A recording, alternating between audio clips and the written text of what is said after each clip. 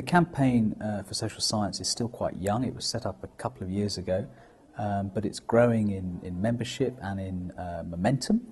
We're hoping to keep building on that from here up to the next general election in the UK.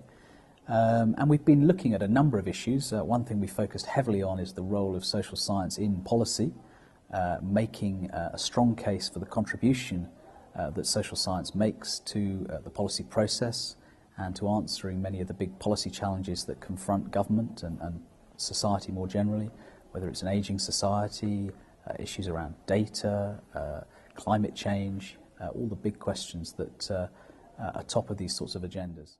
We've published a series of making the case reports that have demonstrated the contribution of social science in particular areas. We run a lot of events like this one this evening with David Willits, where we bring together key players from the social sciences and the policy world so that through discussions like this they can identify ways in which that contribution can be strengthened.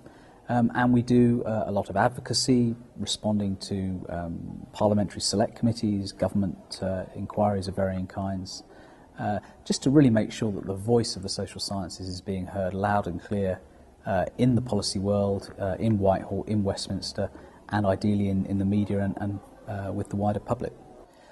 I think there are several things that we'll want to prioritise as we look to the next election. We definitely want to continue keeping the pressure up on funding for research across the piece, but particularly for the social science component of that. We've seen a flat cash environment for research since 2010. In many ways that was better than we had hoped in the lead up to the last election, but it's not sufficient, and you can't run a research system for many years on the basis of a flat cash budget. You need to think about how and on what terms that budget can be increased. We need to make sure that where there are increases, they aren't purely going to STEM subjects, but they are also going to priority areas within the social sciences. So that's one very important priority.